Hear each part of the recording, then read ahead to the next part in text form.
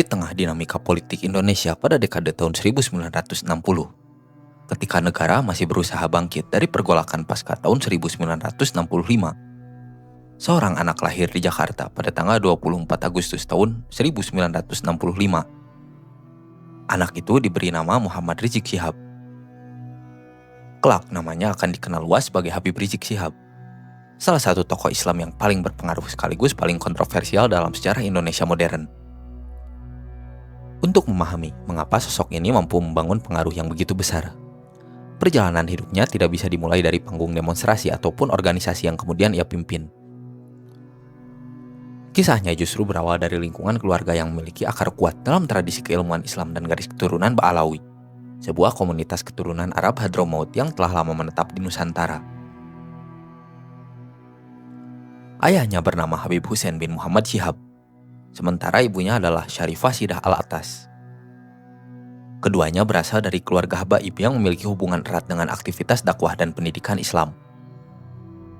Dalam tradisi masyarakat Arab Hadrami di Indonesia, status sebagai habib bukan sekedar identitas keluarga, tetapi juga membawa ekspektasi sosial sebagai penerus dakwah dan penjaga tradisi keilmuan Islam. Namun masa kecil Rizik tidak berlangsung dalam kondisi yang sepenuhnya ideal. Di tahun 1966, ketika usianya sekitar baru 1 tahun, sang ayah meninggal dunia. Kepergian ayah pada usia yang sangat dini membuat kehidupan keluarga berubah secara drastis. Sejak saat itu, ibunya memikul tanggung jawab besar untuk membesarkan anak-anaknya seorang diri. Dalam berbagai wawancara yang pernah disampaikan oleh Rizik Syihab di kemudian hari, ia beberapa kali menggambarkan bagaimana ibunya menjadi sosok sentral yang membentuk disiplin, keberanian, dan kedekatannya dengan agama. Pendidikan agama bukan hanya diberikan melalui sekolah, melainkan melalui kehidupan sehari-hari di rumah. Jakarta pada akhir tahun 1960 hingga awal tahun 1970-an merupakan kota yang sedang mengalami perubahan besar. Pemerintahan Orde Baru di bawah Presiden Soeharto mulai menata stabilitas politik sekaligus mempercepat pembangunan ekonomi. Di sisi lain, masyarakat perkotaan menghadapi perubahan sosial yang sangat cepat. Modernisasi mulai berkembang, sementara kehidupan keagamaan tetap menjadi bagian penting dalam keseharian banyak keluarga Betawi dan juga komunitas Arab yang tinggal di ibu kota.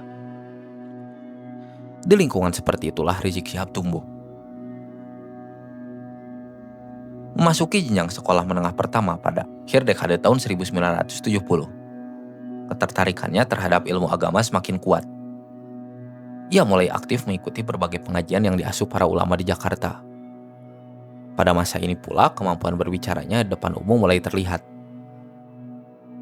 Meski masih berusia belia, ia dikenal cukup percaya diri ketika diminta menyampaikan ceramah singkat di lingkungan sekolah maupun di majelis kecil. Pada tahun 1982, setelah menyelesaikan pendidikan menengah, Rizik melanjutkan pendidikan ke SMA Kristen Bethel di Jakarta. Pilihan sekolah ini sering menjadi perhatian karena berbeda dengan citra dirinya di kemudian hari sebagai tokoh Islam garis keras. Namun keberadaan seorang siswa muslim di sekolah yang dikelola yayasan Kristen bukanlah sesuatu yang luar biasa pada masa itu. Banyak sekolah swasta memiliki reputasi akademik yang baik, sehingga dipilih oleh berbagai kalangan tanpa memandang latar belakang agama. Di lingkungan sekolah tersebut, Rizik tetap aktif menjalankan aktivitas keagamaannya. Beberapa rekan sekolahnya di kemudian hari mengingat bahwa ia dikenal sebagai siswa yang terbuka menyampaikan pandangan keislamannya, sekaligus cukup aktif berdiskusi mengenai persoalan agama. Setelah lulus SMA pada tahun 1985, ia memilih jalur pendidikan Islam sebagai arah hidupnya. Putusan ini menjadi titik balik penting yang menentukan perjalanan intelektualnya. Dan pada tahun yang sama, Rizik Syihab berangkat ke Arab Saudi untuk melanjutkan studi di Universitas King Saud, Riyadh. Keputusan tersebut tidak hanya memperluas pengalaman akademiknya, tetapi juga mempertemukannya dengan lingkungan keilmuan Islam yang jauh lebih beragam dibandingkan dengan di Indonesia. Arab Saudi pada masa pertengahan dekade tahun 1980-an merupakan salah satu pusat pendidikan Islam yang terbesar di dunia. Ribuan mahasiswa dari Asia, Afrika, hingga Eropa datang untuk mempelajari syariat Islam, bahasa Arab, hadis, tafsir, dan berbagai cabang ilmu keislaman lainnya. Selama menjalani pendidikan di Arab Saudi, ia juga menyaksikan secara langsung kehidupan masyarakat yang sangat dipengaruhi oleh penerapan hukum Islam versi Kerajaan Saudi. Pengalaman tinggal di negara tersebut memberi warna tersendiri terhadap cara pandangnya mengenai hubungan antara agama, hukum, dan kehidupan publik. Selain mengikuti perkuliahan, ia aktif menghadiri kajian para ulama yang mengajar di berbagai masjid di Riyadh. Lingkungan akademik seperti ini mempertemukannya dengan beragam pemikiran fikih kontemporer maupun klasik yang berkembang di Timur Tengah. Setelah menyelesaikan pendidikan sarjananya, Rizik melanjutkan studi pascasarjana di bidang syariah. Pendidikan tersebut semakin memperkuat identitasnya sebagai seorang pendakwah yang menempatkan argumentasi berbasis teks keagamaan sebagai fondasi utama dalam setiap ceramah. Sekembalinya ke Indonesia pada awal dekade tahun 1990, ia kembali ke Jakarta dengan membawa bekal pendidikan formal dari Timur Tengah, pengalaman hidup di pusat dunia Islam, serta keyakinan yang semakin kuat mengenai pentingnya dakwah di tengah masyarakat Indonesia yang menurut pandangannya sedang mengalami perubahan moral. Pada fase inilah perjalanan Rizik Syihab memasuki babak baru. Ia bukan lagi sekedar seorang lulusan perguruan tinggi di Arab Saudi, melainkan mulai dikenal sebagai pendakwah muda yang memiliki gaya penyampaian lugas, tegas, dan konfrontatif terhadap berbagai persoalan sosial yang dianggap bertentangan dengan nilai-nilai Islam.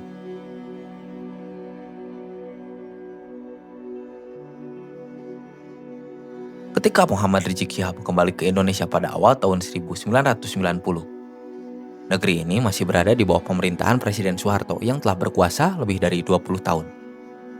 Stabilitas politik menjadi prioritas utama negara, sementara ruang gerak organisasi masyarakat diawasi secara ketat.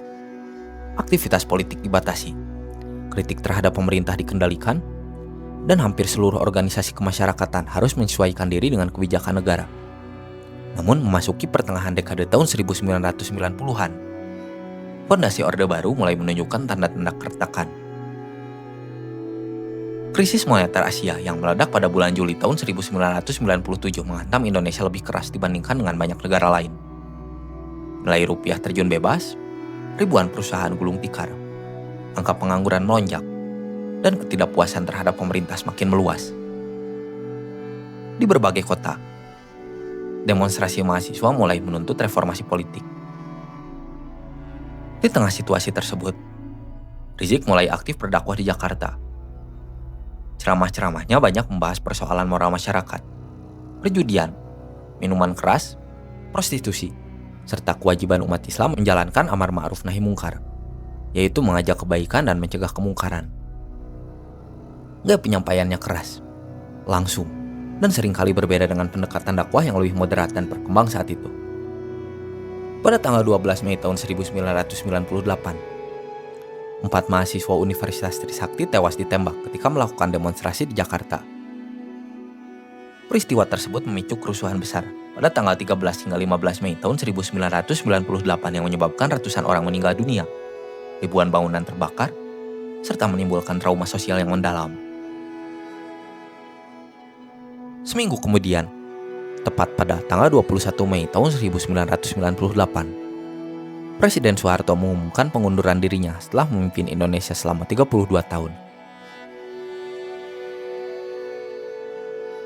Berakhirnya Orde Baru mengubah landscape politik Indonesia secara drastis. Pembatasan terhadap organisasi masyarakat mulai dilonggarkan. Kebebasan berkumpul dan berserikat meningkat tajam. Dalam waktu singkat, puluhan partai politik, organisasi masyarakat, dan kelompok kepentingan baru bermunculan. Negara memasuki masa transisi yang belum memiliki sistem keamanan dan juga penegakan hukum yang stabil. Kondisi tersebut melahirkan kekosongan otoritas di banyak daerah. Aparat keamanan sibuk melakukan konsolidasi internal setelah perubahan politik, sementara berbagai konflik sosial mulai bermunculan. Di tengah situasi inilah muncul gagasan membentuk sebuah organisasi yang menurut para pendirinya bertujuan menjalankan amar ma'ruf nahi mungkar secara terorganisasi. Pada tanggal 17 Agustus tahun 1998, Front Pembela Islam resmi dideklarasikan di Pondok Pesantren Al-Um, Kampung Utan, Ciputat, yang saat itu masih termasuk wilayah Kabupaten Tangerang. Tanggal tersebut dipilih bertepatan dengan peringatan Hari Kemerdekaan Republik Indonesia. Habib Rizik Syihab ditunjuk sebagai ketua umum pertama organisasi tersebut. Dalam dokumen-dokumen awal FPI, organisasi ini menyatakan memiliki tujuan menegakkan amar ma'ruf nahi mungkar, memperjuangkan penerapan nilai-nilai Islam dalam kehidupan masyarakat, serta membela umat Islam apabila dianggap mengalami ketidakadilan. Namun sejak awal berdirinya, kemunculan FPI memunculkan pertanyaan yang terus diperdebatkan hingga sekarang. Bagaimana sebuah organisasi baru dapat berkembang begitu cepat di tengah situasi politik yang masih kacau? Pertanyaan itu melahirkan berbagai penelitian akademik, laporan jurnalistik investigatif, serta kajian dari lembaga-lembaga internasional.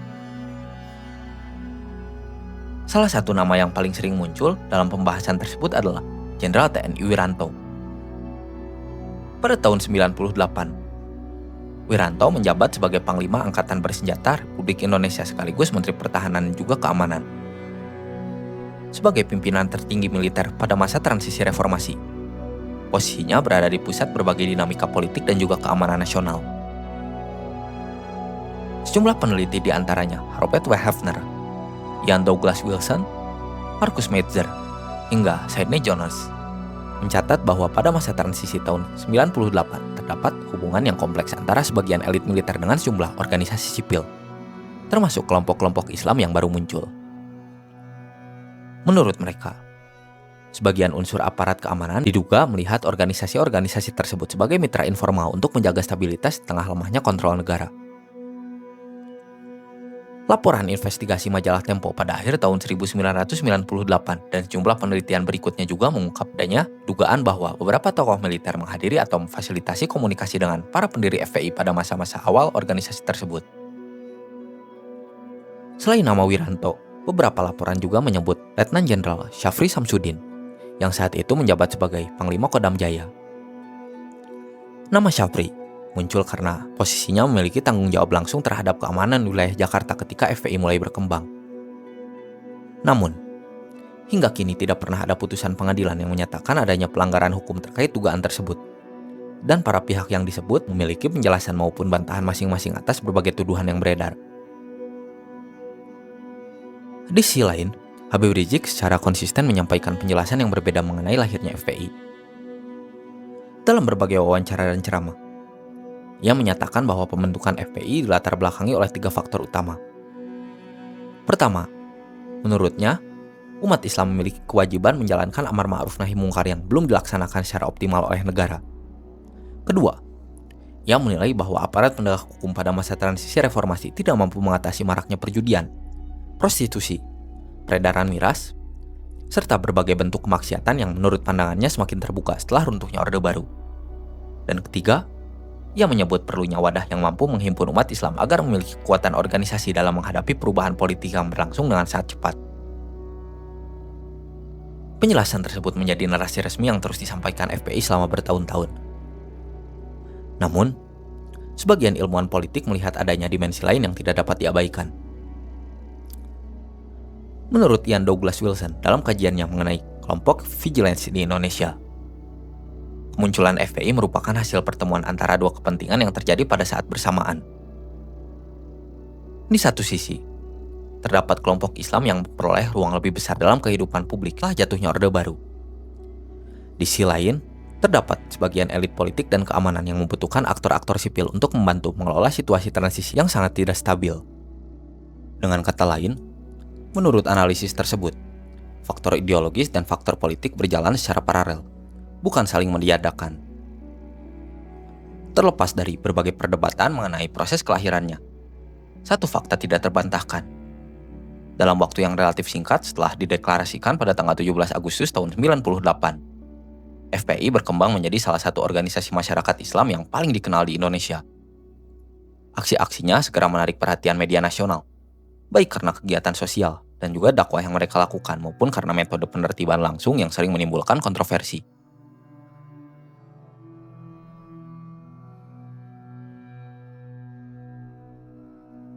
Setelah berdiri pada tanggal 17 Agustus tahun 98, Front Pembela Islam mulai dikenal melalui aksi yang mereka sebut sebagai amar ma'ruf nahi mungkar. Sasaran utamanya adalah tempat perjudian, prostitusi, diskotik, bar, serta lokasi yang dianggap sebagai pusat kemaksiatan. Menurut Habib Rizik, aksi tersebut dilakukan karena negara dinilai gagal menegakkan hukum terhadap penyakit masyarakat. Namun banyak pihak yang menolak alasan itu. Pemerintah, kepolisian, dan organisasi hak asasi manusia menegaskan bahwa penegakan hukum merupakan kewenangan negara, bukan organisasi masyarakat. Dari sinilah FPI mulai dikenal sebagai kelompok vigilante, yaitu kelompok sipil yang mengambil alih fungsi penegakan hukum. Sepanjang akhir tahun 90-an hingga awal tahun 2000-an, FPI kerap melakukan razia terhadap tempat hiburan malam di Jakarta dan beberapa kota lain. Sebagian aksi berlangsung damai, tapi tidak sedikit yang berujung pada perusakan fasilitas dan pemberontakan dengan pengelola maupun aparat keamanan. Kontroversi terbesar terjadi pada tanggal 1 Juni tahun 2008 dalam insiden Monumen Nasional atau Monas. Saat itu, massa FPI bentrok dengan peserta aksi Aliansi Kebangsaan untuk Kebebasan Beragama dan Berkeyakinan atau AKKBB yang sedang menggelar demonstrasi mendukung kebebasan beragama yang menolak kekerasan terhadap jemaat Ahmadiyah. Bentrokan menyebabkan sejumlah orang terluka dan memicu kecaman luas dari masyarakat. Kasus tersebut berujung pada proses hukum terhadap Habib Rizik Syihab. Pada tanggal 30 Oktober tahun 2008, Pengadilan Negeri Jakarta Pusat menjatuhkan hukuman penjara selama 1 tahun 6 bulan karena dinilai bertanggung jawab atas penghasutan dan kekerasan yang terjadi dalam peristiwa tersebut.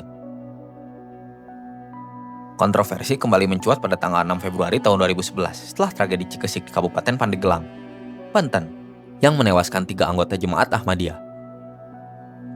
Meski proses hukum tidak menyatakan FPI sebagai pelaku utama, organisasi ini kembali menjadi sorotan karena selama bertahun-tahun aktif menyuarakan penolakan terhadap Ahmadiyah.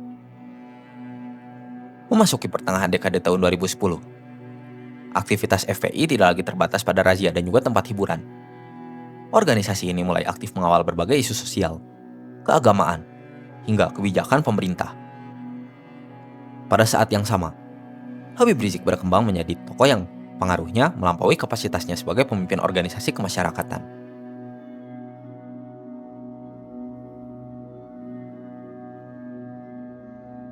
Hingga pertengahan tahun 2016, Front Pembela Islam telah dikenal sebagai organisasi yang hampir selalu hadir dalam berbagai isu bernuansa agama. Namun pengaruhnya masih terbatas pada lingkaran kelompok Islam tertentu. Habib Rizik Syihab memang sering menjadi narasumber media, tetapi belum pernah menjadi tokoh yang mampu menggerakkan massa dalam skala nasional. Situasi itu berubah hanya dalam hitungan minggu. Awalnya, perhatian publik tertuju pada pemilihan Gubernur DKI Jakarta tahun 2017. Petahana pada saat itu adalah Basuki Cahayapurnama, atau lebih dikenal sebagai Ahok. Setelah menjabat sebagai wakil gubernur mendampingi Joko Widodo sejak tahun 2012, Ahok secara resmi menjadi Gubernur DKI Jakarta pada tanggal 19 November tahun 2014, setelah Jokowi terpilih sebagai Presiden Republik Indonesia. Selama masa kepemimpinannya, Ahok dikenal dengan gaya komunikasi yang keras, reformasi birokrasi yang agresif, serta kebijakan, penertiban pemukiman dan juga reklamasi yang memicu banyak pro dan juga kontra. Di sisi lain, tingkat kepuasan publik terhadap sejumlah program pemerintahannya juga relatif tinggi menurut berbagai survei pada tahun 2016. Memasuki kampanye pilkada, Ahok melakukan kunjungan kerja ke Pulau Pramuka, Kepulauan Seribu, pada tanggal 27 September tahun 2016. Dalam pertemuan dengan warga, ia membahas berbagai program pemerintah daerah. Di tengah pidatonya, Ahok juga menyinggung surat Al-Maidah ayat 51. Ia mengatakan bahwa sebagian pihak menggunakan ayat tersebut untuk mempengaruhi masyarakat agar tidak memilih dirinya. Pidato itu direkam secara utuh dan diunggah oleh pemerintah Provinsi DKI Jakarta. Namun pada tanggal 6 Oktober tahun 2016, seorang dosen bernama Buniani mengunggah potongan video pidato tersebut ke akun Facebook pribadinya, disertai transkripsi yang kemudian dipersoalkan karena dianggap tidak sepenuhnya sesuai dengan ucapan asli Ahok. Unggahan tersebut menyebar dengan cepat. Dalam hitungan hari, video itu telah ditonton jutaan kali dan memicu kemarahan sebagian umat Islam yang menilai Ahok telah melakukan penistaan agama. Majelis Ulama Indonesia kemudian mengeluarkan pendapat dan sikap keagamaan pada tanggal 11 Oktober tahun 2016. Dalam dokumen tersebut, MUI menyatakan bahwa ucapan Ahok mengandung penghinaan terhadap Al-Quran dan juga ulama. Meskipun pendapat MUI bukan merupakan putusan pengadilan, dokumen itu memiliki pengaruh besar terhadap opini publik. Momentum inilah yang mengubah posisi Habib Rizik. Sebagai Ketua Umum Front Pembela Islam, ia segera mengambil peran sebagai salah satu tokoh yang paling vokal menuntut proses hukum terhadap Ahok. Bersama dengan sejumlah ulama dan pimpinan organisasi Islam lainnya, Habib Rizik ikut menggagas pembentukan Gerakan Nasional Pengawal Fatwa MUI atau GNPF MUI. Organisasi ini bukan merupakan badan resmi Majelis Ulama Indonesia, melainkan forum yang dibentuk oleh sejumlah tokoh Islam untuk mengawal pelaksanaan fatwa dan juga sikap keagamaan MUI terkait kasus Ahok. Tokoh-tokoh yang aktif dalamnya antara lain Bahtiar Nasir sebagai Ketua GNPF, Habib Rizik Syihab sebagai Ketua Dewan Pembina, Kiai Haji Zaitun Rasmin, Kiai Haji Muhammad Al-Khattab, dan beberapa ulama dari berbagai organisasi Islam. Demonstrasi pertama berlangsung pada tanggal 14 Oktober tahun 2016 di Balai Kota Jakarta. Jumlah pesertanya belum terlalu besar. Namun karena tuntutan dianggap belum direspons sebagaimana diharapkan, aksi lanjutan digelar pada 4 November tahun 2016. Aksi yang kemudian dikenal sebagai Aksi 411 dihadiri oleh puluhan ribu orang dari berbagai daerah. Habib Rizik menjadi salah satu orator utama. Di atas mobil komando, ia menyerukan agar pemerintah memprotes Ahok secara hukum tanpa intervensi politik. Aksi berlangsung relatif tertib pada siang hari. Namun menjelang malam, bentrokan terjadi di sekitar Istana Negara antara sebagian massa dengan aparat kepolisian. Polisi menggunakan gas air mata untuk membubarkan kerumunan, sementara massa melemparkan berbagai benda ke arah petugas. Peristiwa itu menjadi berita utama di hampir seluruh media nasional. Tetapi puncak mobilisasi justru terjadi 1 bulan kemudian. Pada tanggal 2 Desember tahun 2016, jutaan umat Islam memenuhi kawasan Monumen Nasional, Jalan Medan Merdeka, hingga Jalan MH Tamrin dalam kegiatan yang dikenal sebagai Aksi Bela Islam 3, atau lebih populer dengan sebutan Aksi 212. Berbeda dengan aksi sebelumnya, kegiatan kali ini dikemas sebagai doa bersama dan juga sholat Jumat berjamaah. Presiden Joko Widodo bahkan hadir secara langsung di lokasi sekitar pukul 11 waktu Indonesia Barat dan bergabung bersama dengan peserta aksi sebelum pelaksanaan sholat Jumat. Kehadiran Presiden menjadi simbol bahwa pemerintah berusaha menjaga situasi tetap kondusif di tengah meningkatnya tensi politik. Habib Rizik menyampaikan pidato di hadapan lautan massa yang datang dari hampir seluruh provinsi di Indonesia. Momen tersebut menjadi titik tertinggi pengaruh politiknya. Untuk pertama kalinya sejak reformasi tahun 1998, seorang pemimpin organisasi masyarakat mampu menjadi salah satu figur sentral dalam mobilisasi massa keagamaan terbesar di Indonesia. Setelah aksi tersebut, tekanan publik terhadap aparat penegak hukum semakin besar. Pada tanggal 16 November tahun 2016, jauh sebelum aksi 212 berlangsung, Kepolisian Daerah Metro Jaya sebenarnya telah menetapkan Ahok sebagai tersangka dugaan penodaan agama setelah melakukan gelar perkara terbuka. Proses persidangan dimulai pada tanggal 13 Desember tahun 2016 di Pengadilan Negeri Jakarta Utara. Habib Rizik beberapa kali hadir sebagai saksi ahli agama dalam persidangan tersebut. Sidang berlangsung selama hampir 5 bulan dan disiarkan secara luas oleh media nasional. Akhirnya, pada tanggal 9 Mei tahun 2017, Majelis Hakim menjatuhkan hukuman 2 tahun penjara kepada Basuki Cahayapurnama atau Ahok karena dinilai terbukti melanggar pasal 156A KUHP tentang penodaan agama. Putusan itu disambut berbeda oleh masyarakat. Pendukung Ahok menganggap vonis tersebut terlalu berat dan merupakan hasil tekanan politik. Sebaliknya, kelompok pendukung GNPF MUI dan juga FPI menilai putusan tersebut membuktikan bahwa proses hukum telah berjalan sesuai tuntutan mereka. Namun, ketika pengaruh Habib Rizik sedang berada di puncaknya, persoalan baru mulai bermunculan. Sejak awal tahun 2017, kepolisian mulai menangani beberapa laporan hukum yang melibatkan dirinya.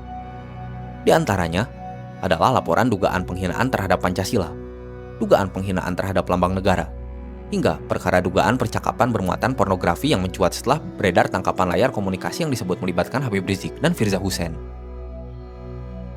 Habib Rizik membantah keaslian materi tersebut dan menyatakan bahwa kasus itu merupakan rekayasa untuk mengkriminalisasi dirinya.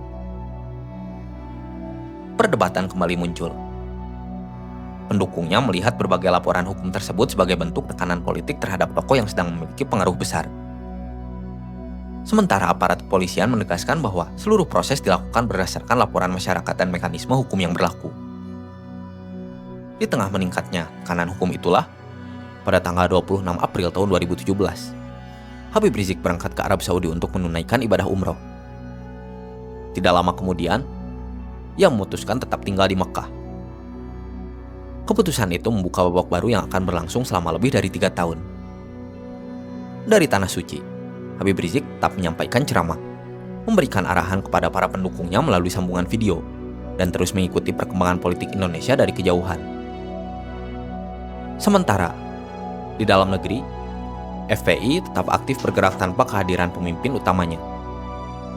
Namun justru selama masa itulah, hubungan antara Habib Rizik dan pemerintah memasuki fase paling tegang sepanjang sejarah organisasi tersebut, berujung pada kepulangannya ke Indonesia pada bulan November tahun 2020. Kerumunan massa dalam jumlah besar, insiden penembakan anggota Laskar FPI di Jalan Tol Cikampek, hingga pembubaran resmi Front Pembela Islam oleh pemerintah pada akhir tahun yang sama.